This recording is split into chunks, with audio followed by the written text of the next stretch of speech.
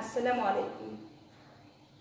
Mymensingh online স্কুলের সকল শিক্ষার্থী, শিক্ষক, অভিভাবক এবং সারা বাংলাদেশে এই মুহূর্তে বিভিন্ন প্রান্ত থেকে যারা যুক্ত আছেন সবাইকে আমার পক্ষ থেকে আন্তরিক সালাম এবং মোবারকবাদ। আমি নাসিমা আক্তার, প্রধান শিক্ষিকা, বিদ্যাময়ী সরকারি বালিকা উচ্চ বিদ্যালয়।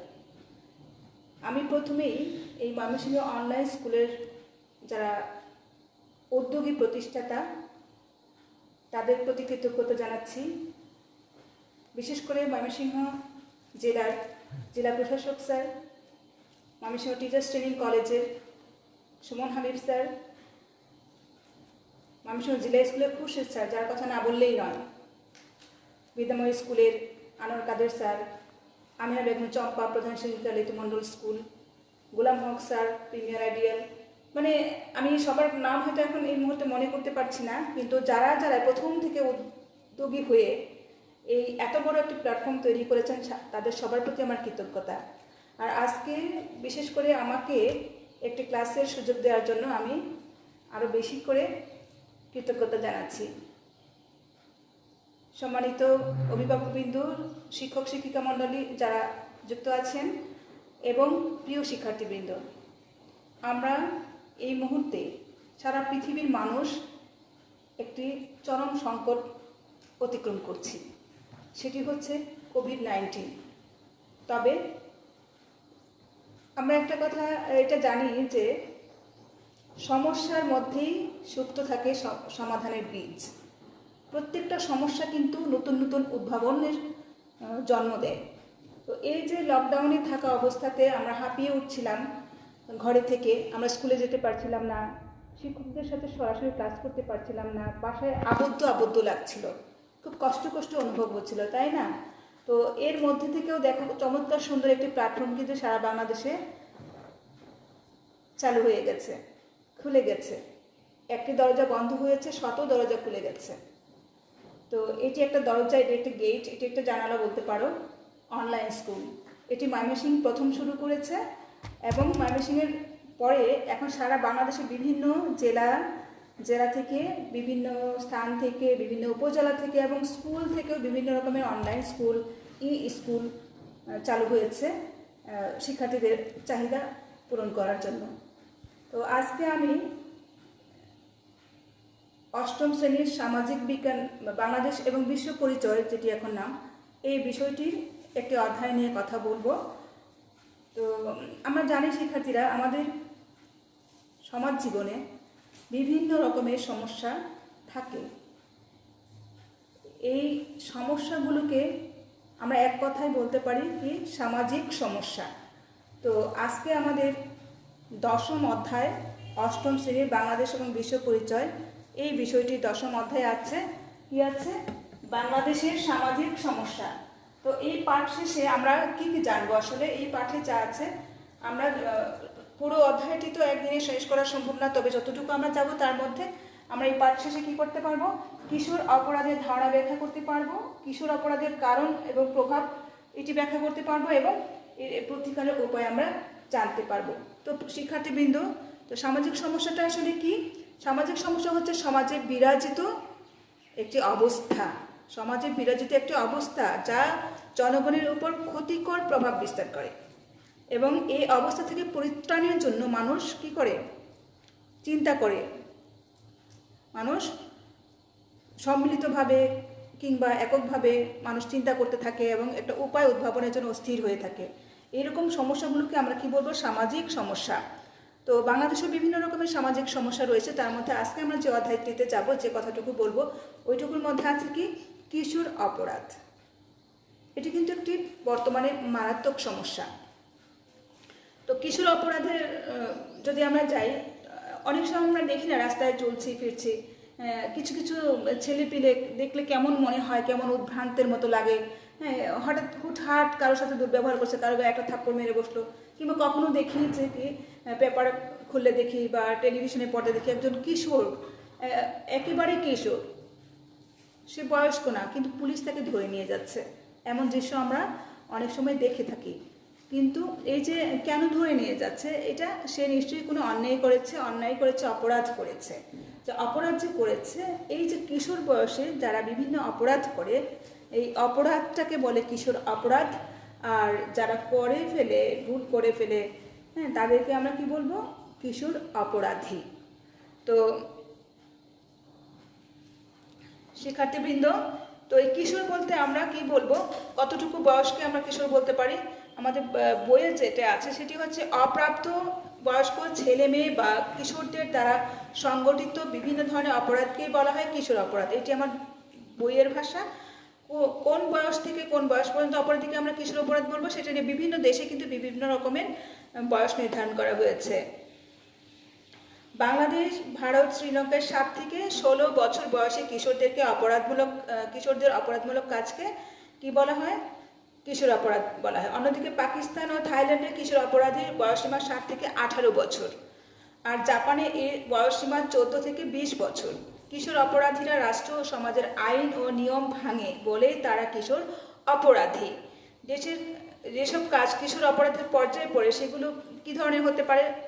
আমরা একটু চোখ বন্ধ করে যদি খেয়াল করি, মানে কী ধরনের কাজগুলোকে আমরা কিশোর অপরাধ বলবো? যে চুরি করা, ছিনতাই করা, হ্যাঁ, মারামারি করা, জুয়া খেলা, স্কুল পালানো, বাড়ি থেকে পালিয়ে যাওয়া, পরীক্ষায় নকল করা, বিদ্যালয়ে পথঘাটে উশৃঙ্খল আচরণ করা, পকেট মারা, মারপিট করা, বোমাবাজি, ভাঙচুর, বিনা টিকিটে কোনো গাড়িতে ভ্রমণ করা, পথঘাটে মেয়েদের উত্ত্যক্ত করা, হ্যাঁ, অ্যাসিড নিক্ষেপ করা, নারী নির্যাতন, অশোভন ছবি দেখা, মাদক গ্রহণ করা, এবং কখনো কখনো বিনা অনুমতিতে অন্যের বা কোনো মেয়ের বা কোনো যাই হোক অন্যের কোনো ছবি গ্রহণ করা এবং ছবি থেকে বিভিন্নভাবে সে ছবিকে এডিট করে বিভিন্নভাবে কাউকে হ্যারেজ করা।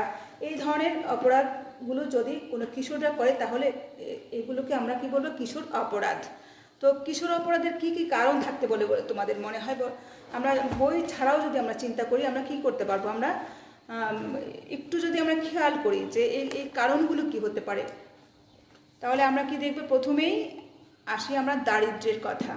তো আমরা জানি যে আমাদের দেশ 56,000 বর্গ মাইলের, আমাদের দেশে প্রায় 17 কোটির উপরে আমাদের জনসংখ্যা।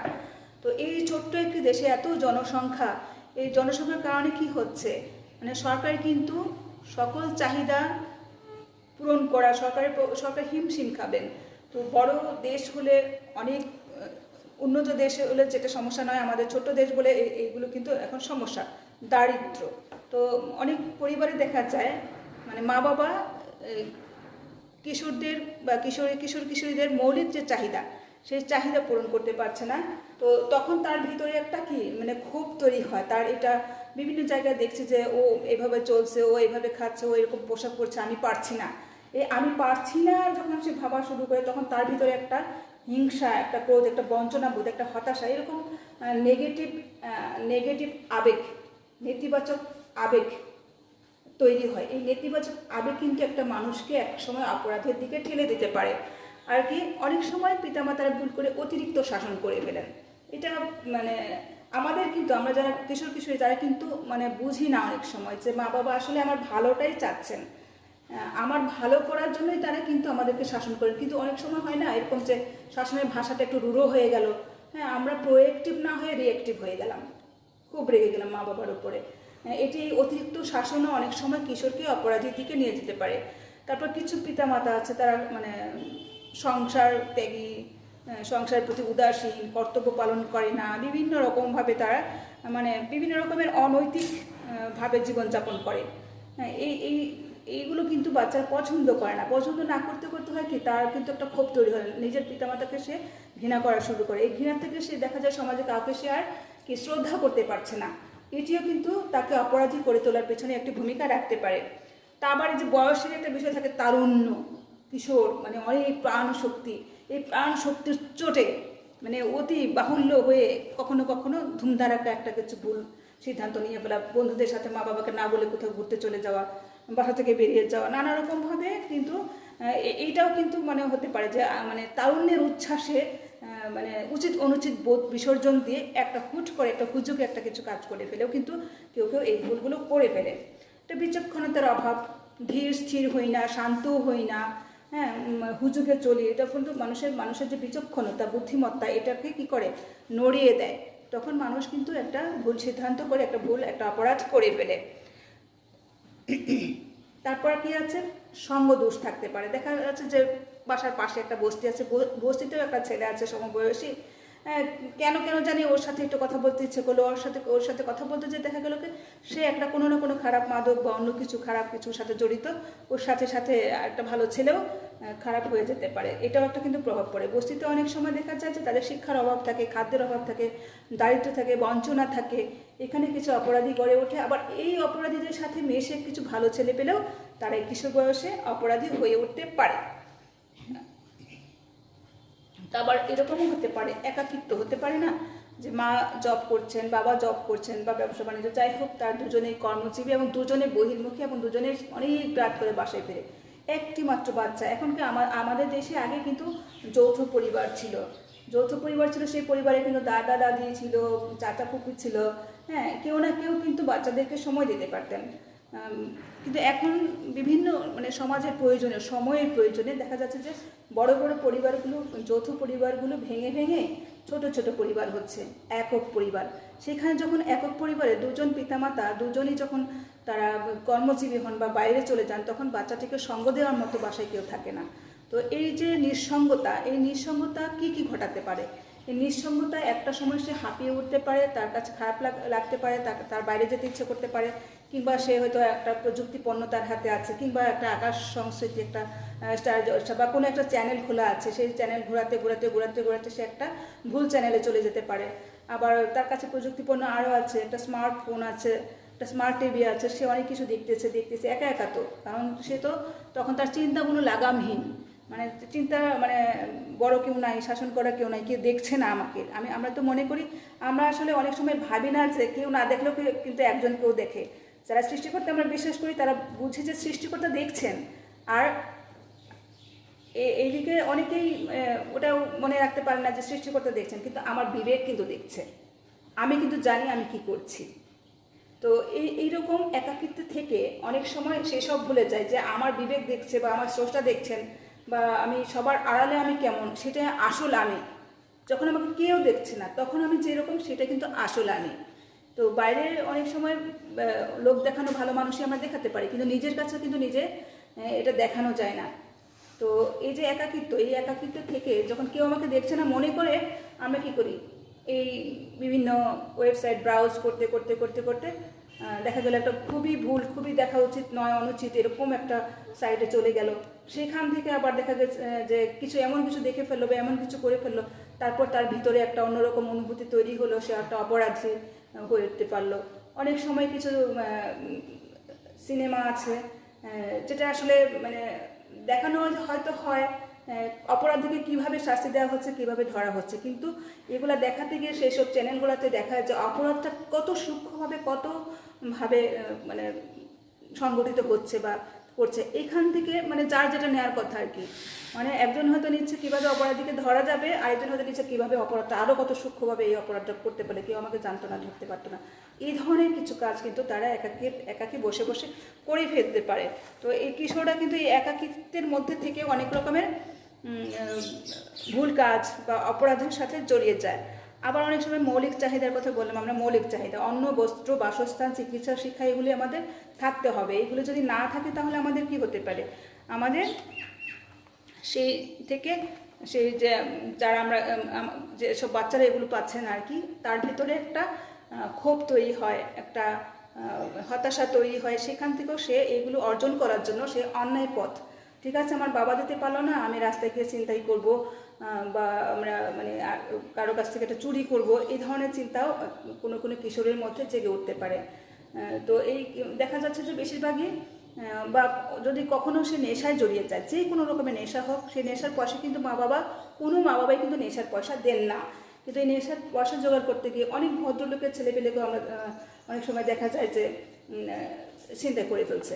কেন করেছে সে আসক্তি হয়ে গেছে একটা কিছুর প্রতি, সেই আসক্তি ব্যয় মেটানোর জন্য সে এই কাজটি আসলে করেছে, কিন্তু তার এটি করার কথা ছিল না।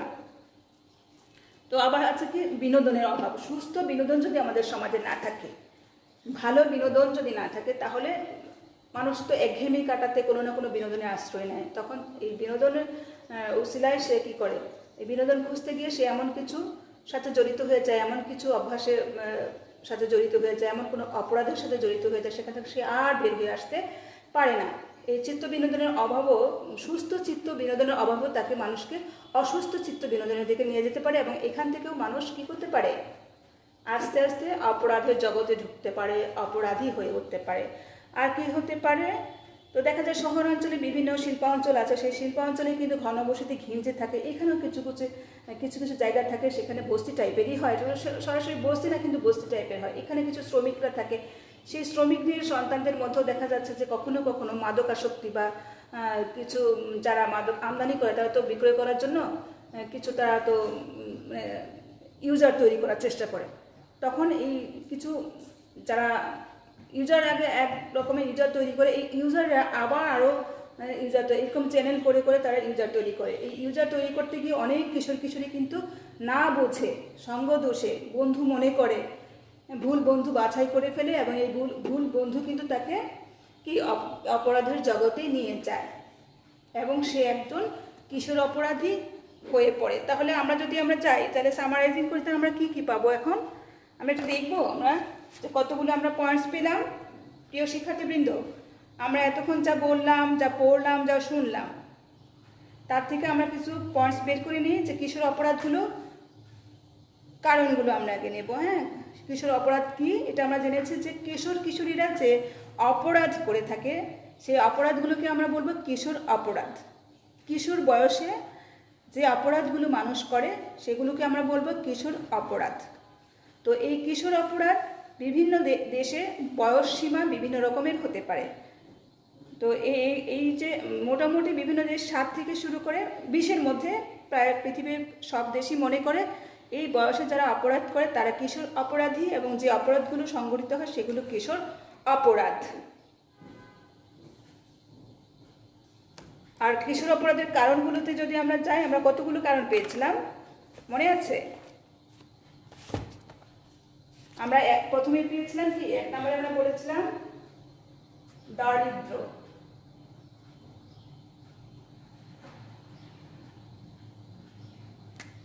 তারপর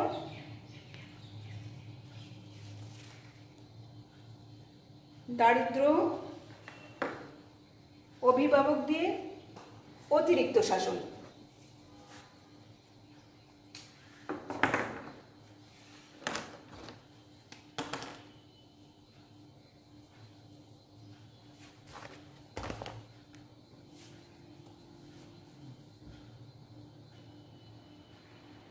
অভিভাবক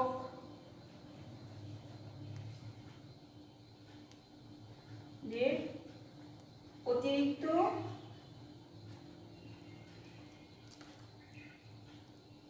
শাসন। আবার কি ভুল করে এখানে কিন্তু আরো কাজ করে ফেলে, অমুকের ছেলে এটি করেছে তুমি কেন পারলে না, অমুক কি ভাত খায় তুমি কি ঘাস খাও, অমুকে পা ধোয়া পানি খেয়ে আসো, এই ধরনের কিছু ল্যাঙ্গুয়েজ কিন্তু অনেক পিতামাতাই করে থাকে। এটা কখনোই উচিত না। আমরা যারা অভিভাবকরা আছি আমরা কিন্তু এটা খেয়াল করবো যে কখনোই কোনো বাচ্চার সাথে, এমনকি নিজের বাচ্চাদের ভিতরেও একজনের সাথে আমরা আরেকজনের কখনোই তুলনা করব না। প্রত্যেকটি মানুষই তার নিজস্ব কিছু গুণাবলী নিয়ে জন্মগ্রহণ করে। আমাদের খুঁজে বের করতে হবে আমার এই সন্তানটি কি বিশেষ গুণাবলী নিয়ে, প্রতিভা নিয়ে জন্মেছে, তাকে সেদিকে আমাদের টেনে নিতে হবে, সেদিকে তাকে নার্সিং করতে হবে, তাহলে সে বিকশিত হবে।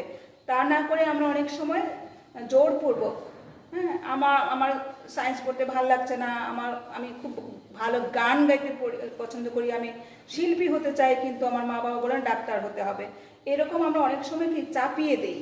এই চাপিয়ে দেওয়ার ফলেও কিন্তু বাচ্চাদের ভিতরে একটা অসহিষ্ণু বা একটা অসহিষ্ণু মনোভাব, একটা ক্ষোভের তৈরি করে। তো এগুলিও করা যাবে না। তো তারপর কি হয় যে স্বাধীন বেশি, মানে কি কিশোর কিশোরীরা অনেক সময় নিজেরাই অতিরিক্ত স্বাধীন, কি অতিরিক্ত স্বাধীন ভাবার কি অতিরিক্ত স্বাধীনতা, এটাও কিন্তু খারাপ। সুস্থ চিত্ত বিনোদনের অভাব, এটি আমরা বলেছিলাম তাই না? সুস্থ বিনোদনের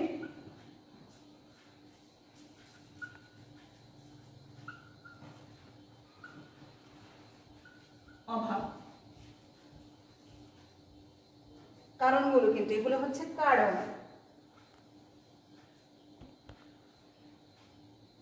তারপর কি আছে? শারীরিক মানসিক বৈকল্য যদি কারো থাকে, এটা কিন্তু কারণ হতে পারে। ত্রুটি, শারীরিক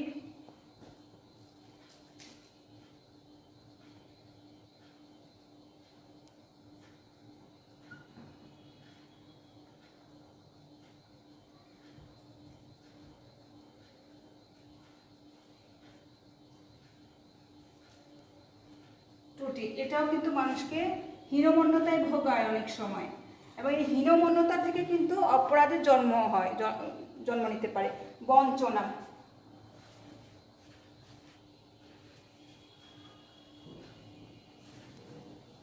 কোনো না কোনোভাবে কেউ যদি কোনো কিছু থেকে, তার ন্যায্য কিছু পাওনা থেকে বঞ্চিত হয়, তার ভিতরে এই বঞ্চনা বোধ, আমি বঞ্চিত, এই বোধ যদি কারোর ভিতরে গ্রো করে এবং সে এটাকে নিয়ে নেগেটিভলি নাড়াচাড়া করতে থাকে, ভাবতে থাকে, তাহলেও সে কিন্তু একটা অপরাধের সাথে জড়িত হতে পারে। একাকিত্ব বলেছিলাম আমরা, তাই না? একাকিত্ব,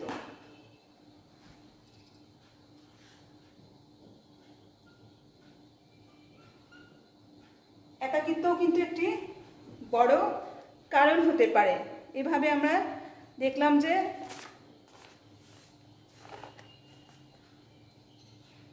আর কি আকাশ সংস্কৃতির কথা আমরা বলেছিলাম।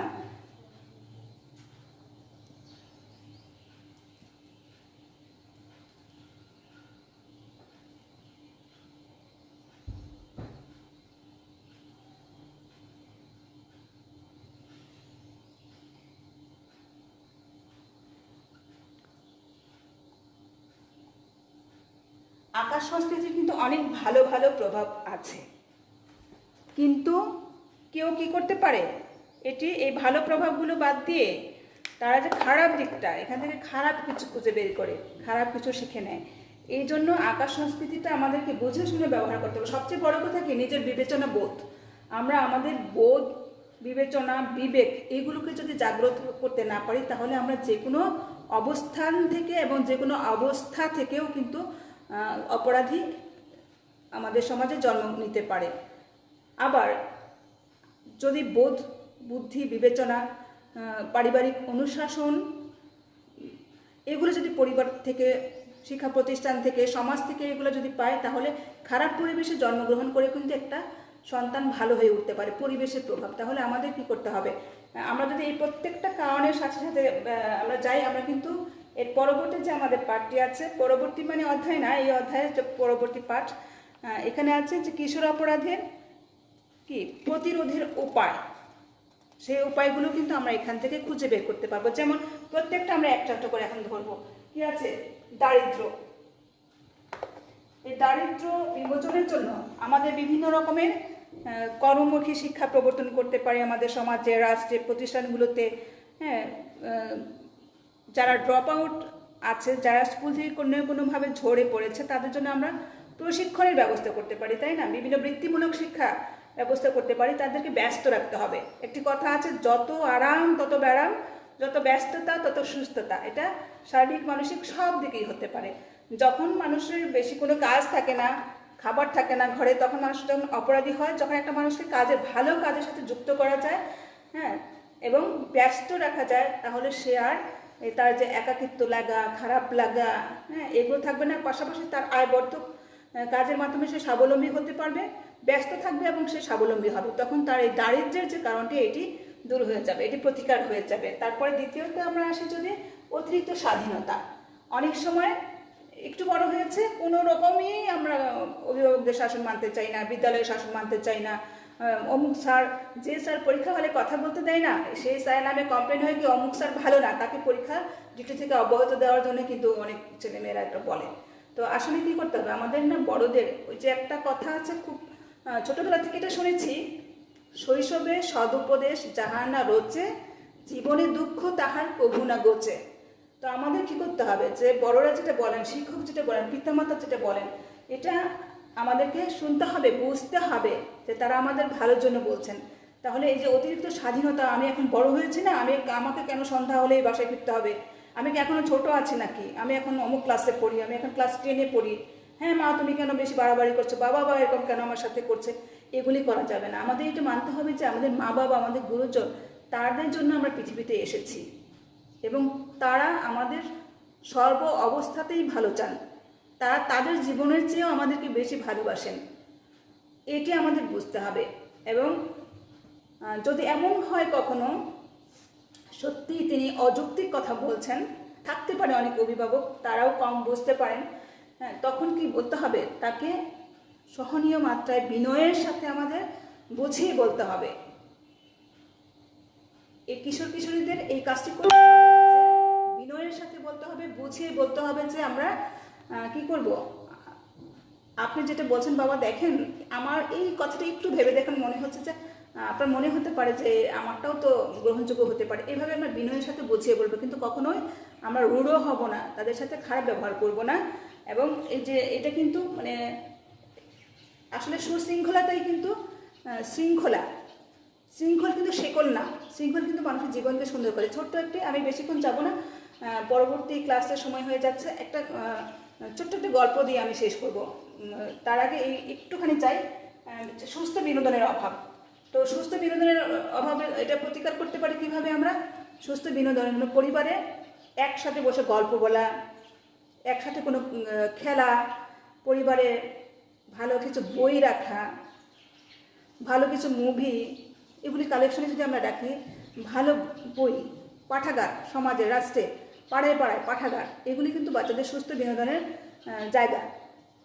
ভালো পার্কের পরিবেশ ভালো করা, এটা সমাজের দায়িত্ব, রাষ্ট্রের দায়িত্ব, পৌর কর্তৃপক্ষের দায়িত্ব হয়তো। হ্যাঁ, এই জায়গাগুলোতে যদি আমি সুস্থ বিনোদনের ব্যবস্থা করতে পারি, তাহলে কিন্তু আমাদের কী হবে, অসুস্থ বিনোদনের আমাদের বাচ্চারা জড়াবে না। তারপরে কি শারীরিক মানসিক ত্রুটি, তো এটা বিভিন্ন রকমের ত্রুটি বিচ্যুতি মানুষের থাকতে পারে, মানসিক সমস্যা থাকতে পারে, শারীরিক সমস্যা থাকতে পারে, এদেরকে হ্যাঁ মূল ধারায় শিক্ষার আওতায় আমাদের আনতে হবে।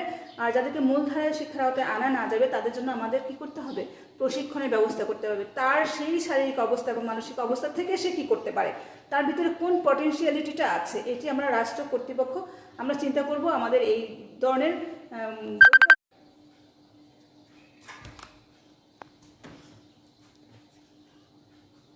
তারপরে আছে কি বঞ্চনা, তো এই বঞ্চনা থাকলে সেটারও আমাদের প্রতিকার করতে হবে। একাকিত্ব যখন থাকবে, আমাদের অনেক মা বাবাই 2জন কর্মজীবী থাকেন, তাহলে বাসাটাকে তাকে এমনভাবে সেট আপ দিয়ে রাখতে হবে যেন বাচ্চাটা বাসায় একাকিত্ব ফিল না করে, তাকে সে লোনলি ফিল না করে, এই জিনিসটা এই মা বাবাকে দেখতে হবে। এবং বিভিন্ন ভালো পাঠাগারের সাথে তাকে যুক্ত করা যায়, ভালো খেলার ক্লাবের সাথে যুক্ত করলে তারা কিন্তু সেখানে এঙ্গেজ থাকলে সে ওই সময়টা সে কী করবে, একাকিত্ব বোধ করবে না, বাসায় একা একা ডুবে সে কোনো খারাপ কিছুতে সম্পৃক্ত হয়ে যাবে না। তারপর আকাশ সংস্কৃতি, যে আমাদের অনেক দেখা যায় যে রুমে টেলিভিশন, কোনো দরকার নাই, পরের রুমে টেলিভিশন কোনো দরকার নেই। একটা টেলিভিশন বা একটা স্মার্টফোনে বা একটা স্মার্ট ডিভাইস যদি করে ড্রয়িং রুমে থাকে তাহলে কি, বা ডাইনিং রুমে থাকে, তাহলে কিন্তু ওইটাকে আলাদা চ্যানেলে গিয়ে একা একা কিছু করার কোনো সুযোগ থাকবে না। এইভাবে আমরা কি করতে পারি, এই প্রতিকারগুলো করতে পারি। তাহলে প্রিয় শিক্ষার্থীবৃন্দ, আমাদের হোমওয়ার্ক থাকবে যে আমরা আমাদের প্রেক্ষাপটে আমরা চিন্তা করবো বইয়ের বাইরেও কিশোর অপরাধ আর কি হতে পারে, এগুলো আমরা একটা তালিকা করব। পাশাপাশি সেইগুলো সবগুলো বইয়ের যা আছে এবং বইয়ের বাইরে যা আছে সব মিলিয়ে আমরা এর প্রতিকারগুলো আমরা আমাদের মতো করে ভেবে একটা চমৎকার একটা রচনার মতো আমরা লিখে ফেলবো। আর যে গল্পটি বলতে চেয়েছিলাম, যে ছোট্ট করে বলি, একটা ছেলে তার বাবাকে বলল, বাবা জীবন কি? বাবা বলেন আমার সাথে চলো। বাবা ছেলেটিকে নিয়ে মাঠে গেলেন, মাঠে গিয়ে ঘুড়ি উড়াচ্ছেন।